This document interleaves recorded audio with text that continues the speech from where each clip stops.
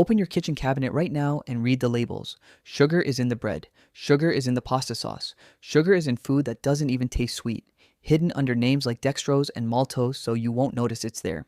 You didn't choose this. Something older than you chose it first. The obvious explanation is that sugar simply tastes good, so of course humans eat as much of it as they can get.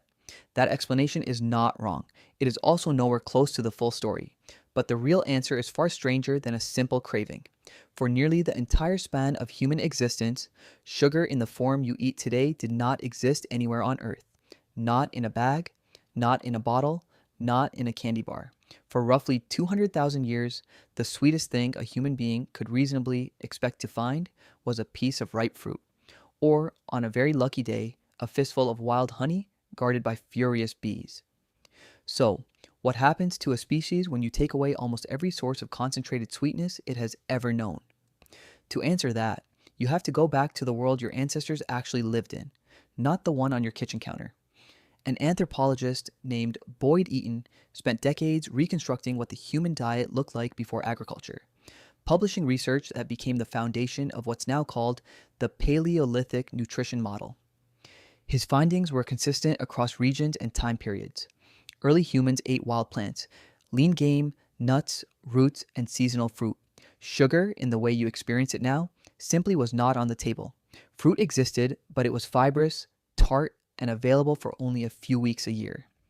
That scarcity was not a design flaw. It was the entire point. In an environment where calories were unpredictable and starvation was a real seasonal threat, a piece of ripe fruit represented something incredibly valuable. Rare, safe, fast-burning energy, arriving right before winter closed the door on food for months. A brain that could detect that sweetness instantly and feel a rush of reward strong enough to make a person stop everything and eat it had a serious survival advantage over a brain that felt nothing at all. So evolution built exactly that brain, a dopamine system tuned to treat sugar like an emergency reward. Not a small pleasant bump, a flood. Here's the question worth sitting with. What happens when a reward system built for extreme scarcity gets placed inside a world of extreme abundance? You already know the answer because you're living inside it. The mismatch didn't happen overnight, and it didn't happen by accident either. It has a very specific, very human history behind it, and that history starts with sugarcane. Sugarcane was first cultivated in New Guinea thousands of years ago, then slowly moved through Asia and the Middle East as a rare luxury good, so expensive and so tightly controlled that for centuries it was sold in apothecaries alongside medicine. For most of human history, sugar was not food. It was a treatment, and only the wealthy could afford to take it. Everything changed in the colonial era. An anthropologist named Sidney Mintz documented this transformation in exhaustive detail in his landmark study on the history of sugar. Mintz showed how European colonial powers turned sugar from a rare medicinal luxury into an industrial commodity, built on some of the most brutal labor systems in human history, including the transatlantic slave trade. Sugar production became so central to colonial economies that entire empires reorganized themselves around it. By the time sugar reached ordinary households in large quantities, the human brain hadn't changed at all. It was still running the exact same reward circuitry built for a world of scarce seasonal fruit. Except now, the fruit never ran out. Now it came in bags, refined, concentrated, and available every single day of the year. Your brain never got the memo that the emergency was over. This is where the story gets genuinely uncomfortable, because it turns out the mismatch was flagged decades before most people were willing to listen. In 1972, a British physiologist named John Yudkin published a book called Pure, White, and Deadly, arguing that sugar, not dietary fat, was the primary driver of heart disease and metabolic illness in modern populations. His research was rigorous. It was also deeply inconvenient for a sugar industry that was, at the time, actively funding studies to shift blame toward fat instead.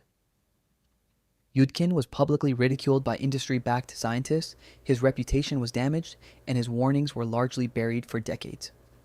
It took until the 2000s for researchers like Robert Lustig, a pediatric endocrinologist studying metabolic disease, to revisit Yudkin's claims with modern tools and find that he had been largely correct all along.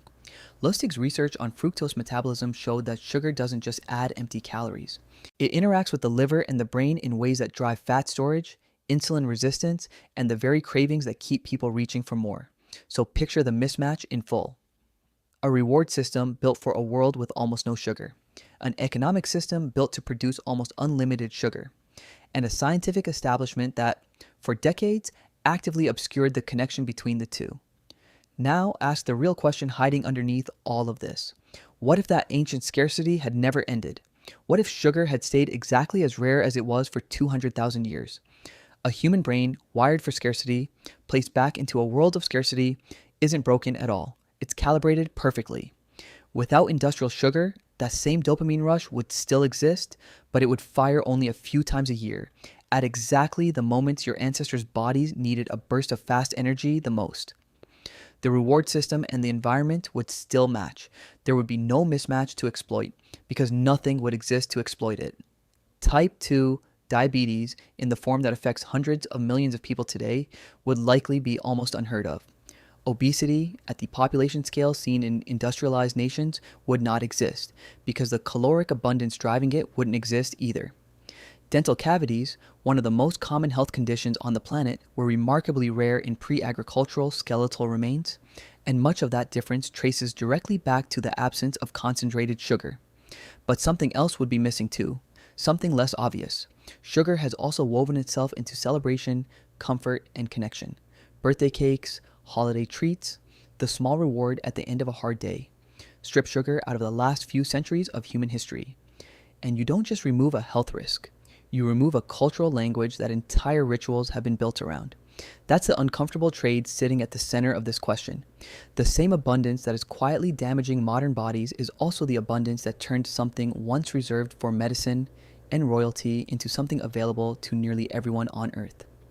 Which brings the question back to you, standing in your kitchen, looking at a label with a sugar content number on it. Every time that craving hits, hard, sudden, almost impossible to argue with, that isn't weakness. That is 200,000 years of survival programming, doing exactly the job it was built to do, in a world it was never designed for. The scarcity is gone.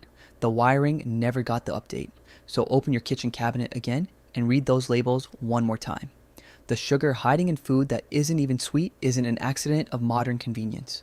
It's the ghost of a hunger your ancestors spent 200,000 years learning to fear, now answered so easily it no longer feels like hunger at all.